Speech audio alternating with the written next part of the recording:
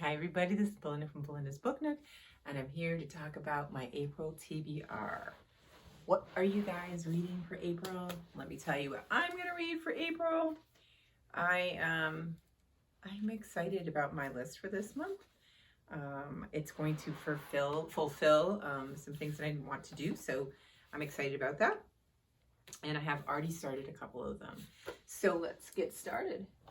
I have my little book bag here that I put my books in this time.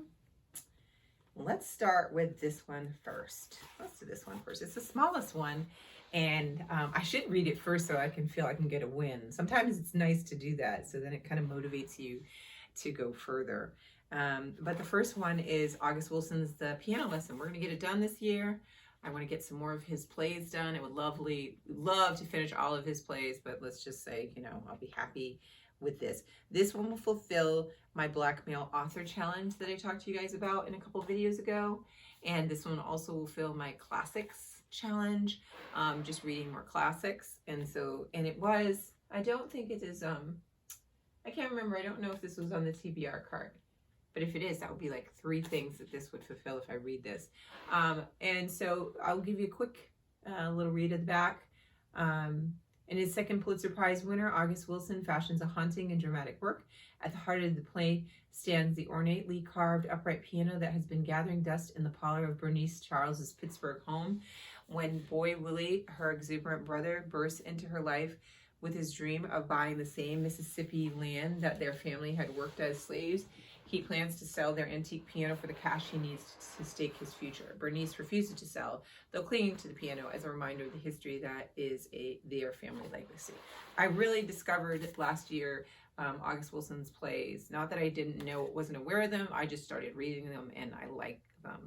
I never knew that I liked plays, but I love how he writes the plays. So I'm excited about reading this one. So I'll put this aside.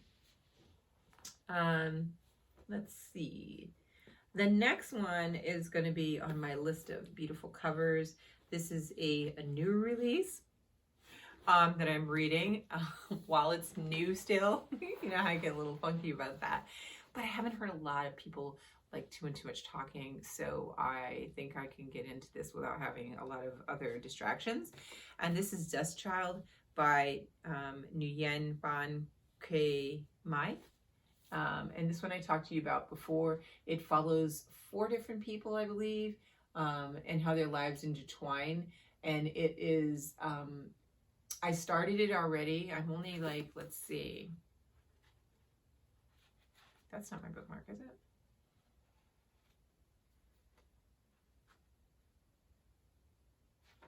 No, this is mine. I just started it. So like, I think I just stuck that bookmark in there to be my end where I wanted to get.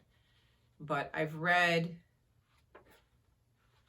I read just the introduction, right? I guess it is so far. And it's really good so far. It's set in Vietnam right now.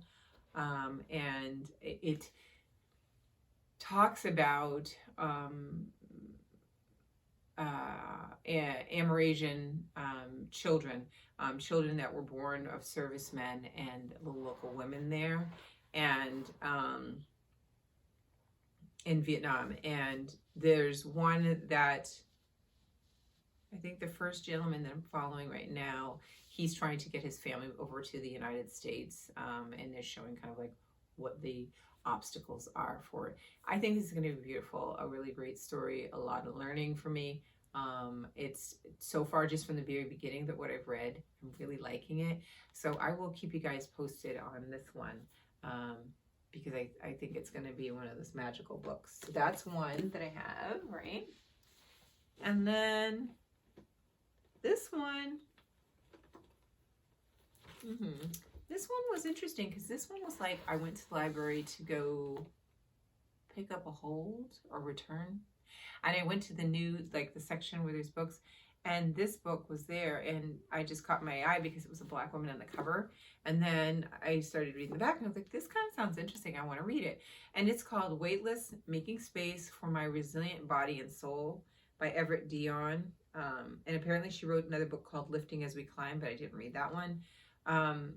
But I like when I get back to reading, you know, just like when you go into a bookstore and you discover a new book that you've never heard about or anything on your own. So I like that I kind of found this on my own. I didn't have anybody that I saw read it on BookTube or Instagram. I just saw it in the books, in the library, and I picked it up. Just took a chance.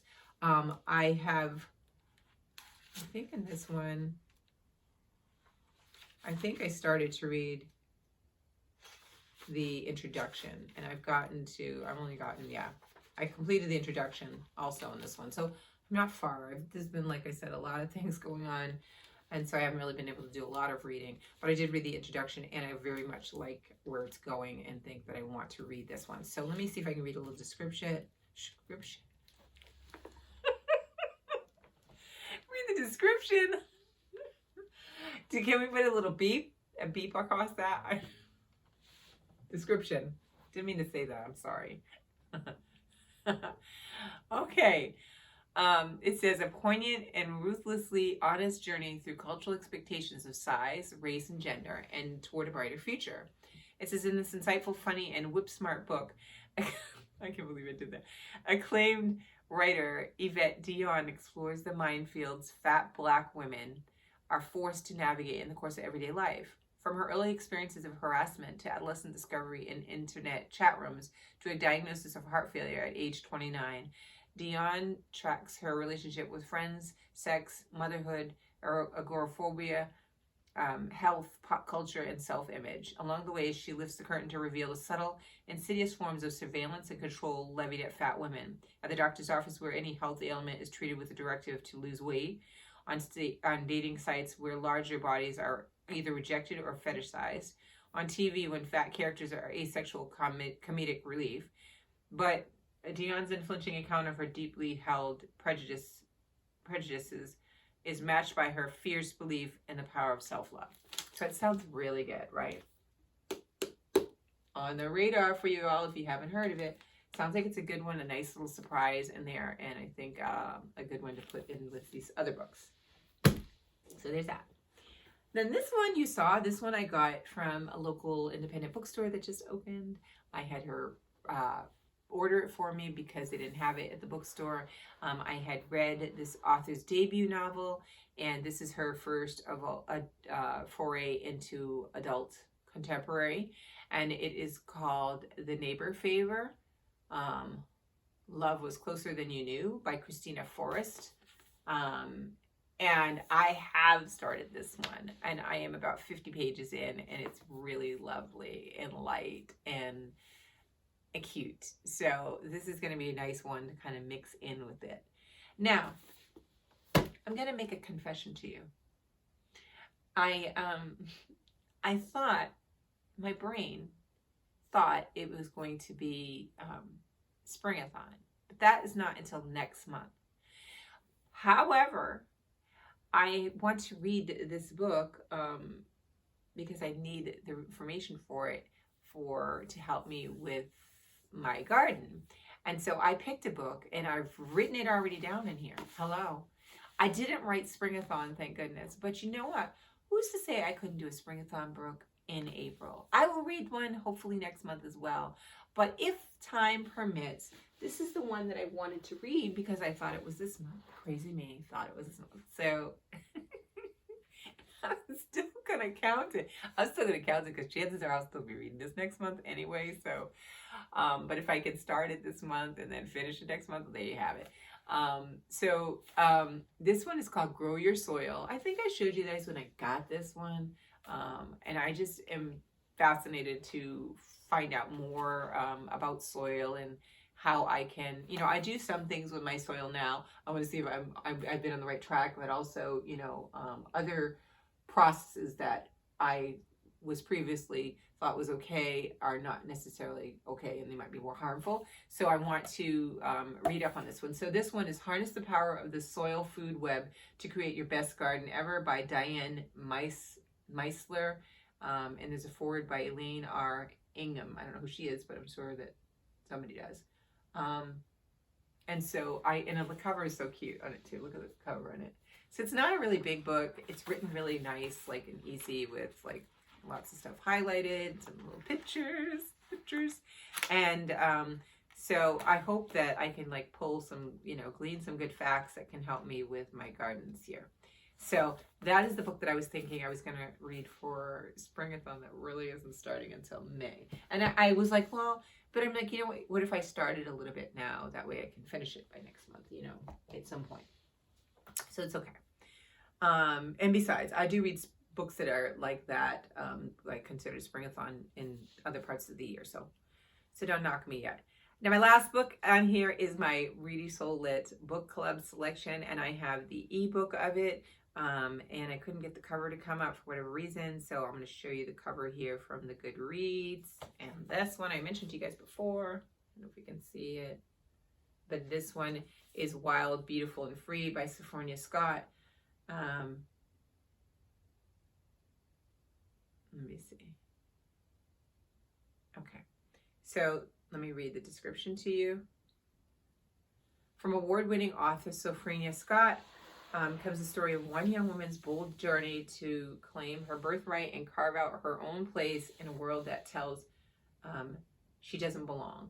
Born the daughter of an enslaved woman and a Louisiana plantation owner, Jeanette Bebin is raised along her white half-sister until her father suddenly dies. His vindictive wife refuses 12-year-old Jeanette her inheritance and sells her into slavery. Now on her own, Jeanette must fight the injustices she faces because of her mixed race. She escapes enslavement and travels from Mississippi to Philadelphia to New York to Ohio, all while searching for purpose, love, and her place in a country torn asunder by the burgeoning Civil War.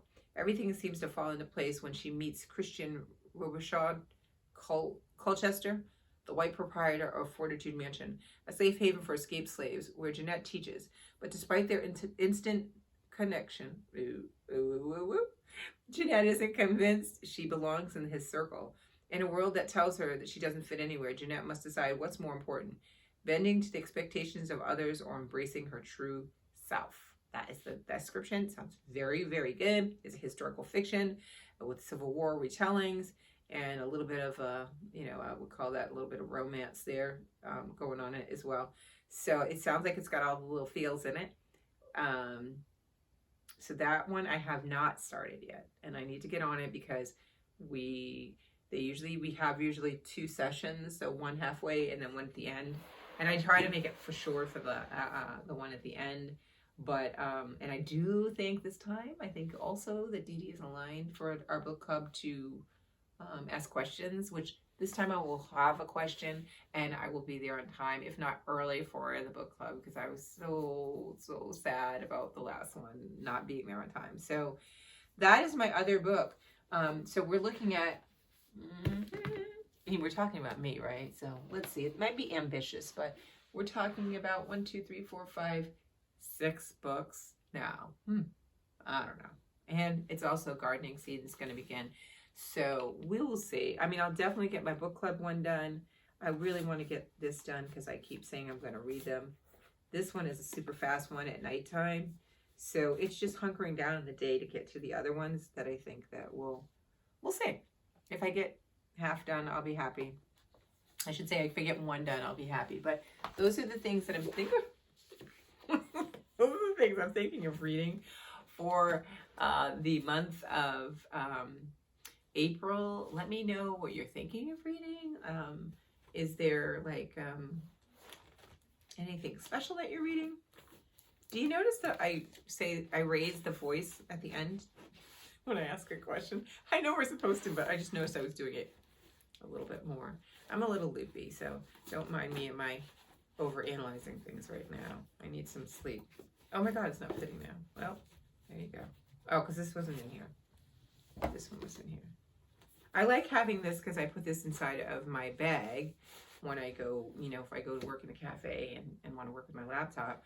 I like to have them in here or I have another sleeve so that they don't get damaged. And it's also easy to just grab and go. So I had bought this a long time ago from an Etsy seller, and I just thought it was so cute because it had a little bookcase and stuff. And I love the little zipper, and I actually very partial to the color. So there is that. Anyway, let me know how you guys are doing. I've already set up my, let's see. see my reading schedule to try to knock out these books, and we will see if I can do it. I mean, so far, the Neighbor Favor, I'm already halfway through there. So there's a possibility it could happen, depending on when you get this video, so you know. But when I recorded this video, I am halfway through that. I have not started the piano lesson, but that will be fast. And Wild, Beautiful, and Free, I need to get at least 80 pages done this week, so I need to hop to that. And Weightlessness, I'm supposed to be page 47, so yeah, like I read a little schedule here to try to kind of help me. Doesn't always work, but if it does this time, yay. Anyway, I'm going to go now because I'm babbling. I realize that. I will talk to you all soon. I hope you have a wonderful day, and I will be back with wrap-ups, and or maybe I don't know if I gave you the wrap-up video already for last month. Hopefully I already did, but I will check in with you on Friday. Depending upon when you get this video, it may be the next Friday. So anyway, I will talk to you guys soon. I hope you're doing well, and let me know what you're reading.